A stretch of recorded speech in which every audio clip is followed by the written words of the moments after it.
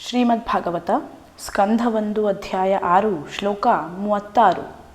ಸರ್ವಂ ತದಿದಮಾಖ್ಯಾತಂ ಯತ್ಪೃಷ್ಟೋಹಂ ತ್ವಯಾ ನಘ ಜನ್ಮ ಕರ್ಮ ರಹಸ್ಯಂ ಮೇ ಭವತಶ್ಚಾತ್ಮತೋಷಣಂ.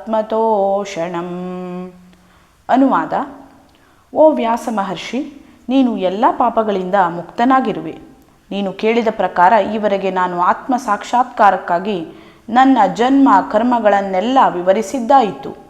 ಈ ಎಲ್ಲವೂ ನಿನ್ನ ವೈಯಕ್ತಿಕ ತೃಪ್ತಿಗೆ ಕೂಡ ಸಹಾಯಕವಾಗುತ್ತವೆ. ಮಹರ್ಷಿ ವ್ಯಾಸರ ಜಿಜ್ಞಾಸೆಯನ್ನು ತಣಿಸಲಿಕ್ಕಾಗಿ ಭಕ್ತಿ ಕರ್ಮಗಳ ಪ್ರಕ್ರಿಯೆಯನ್ನು ಮೊದಲಿನಿಂದ ಆರಂಭಿಸಿ ದಿವ್ಯದ ನೆಲೆಯವರೆಗೆ ಸಮರ್ಪಕವಾಗಿ ವರ್ಣಿಸಿದ್ದಾಯಿತು. ದಿವ್ಯ ಸಂಘ ಹೇಗೆ ಭಕ್ತಿ ಸೇವೆಯ ಬೀಜವನ್ನು ಬಿತ್ತಿತು, ಅದು ಋಷಿಗಳ ಮಾತನ್ನು ಕೇಳುವ ಮೂಲಕ ಹೇಗೆ ಬೆಳೆಯಿತು ಎಂದವರು ವಿವರಿಸಿದ್ದಾರೆ. ಪ್ರಾಪಂಚಿಕತೆಯಿಂದ ವಿರಕ್ತಿಗೆ ಸಂದದ್ದು ಅಂತಹ ಶ್ರವಣದ ಫಲವಾಗಿದೆ. ಅದರಿಂದ ಒಟ್ಟಿನಲ್ಲಿ ಇಷ್ಟು ಹೇಳಬಹುದು: ತನ್ನ ಏಕಮಾತ್ರ ಪಾಲಕಳಾದ ತಾಯಿಯ ಮರಣ ವಾರ್ತೆಯನ್ನು ಆ ಸಣ್ಣ ಬಾಲಕ ಕೂಡ ಭಗವಂತನ ಅನುಗ್ರಹವೆಂದು ಸ್ವೀಕರಿಸಿದ್ದ. ಒಮ್ಮೆಗೆ ಭಗವಂತನನ್ನು ಕಂಡುಕೊಳ್ಳಲು ಈ ಸಂದರ್ಭವನ್ನು ಉಪಯೋಗಿಸಿಕೊಂಡ.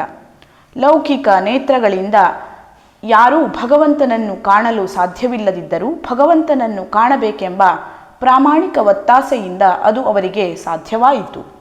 ಶುದ್ಧ ದಿವ್ಯ ಸೇವೆಯನ್ನು ಮಾಡುವ ಮೂಲಕ ಸಂಚಿತ ಕರ್ಮಗಳ ಫಲದಾಯಕ ಕ್ರಿಯೆಯಿಂದ ಹೊರಬರುವುದು ಹೇಗೆ ಮತ್ತು ತಮ್ಮ ಲೌಕಿಕ ದೇಹವನ್ನು ದಿವ್ಯವಾಗಿ ಬದಲಾಯಿಸಿದ್ದು ಹೇಗೆ ಎಂಬುದನ್ನು ನಾರದರು ವಿವರಿಸಿದ್ದಾರೆ.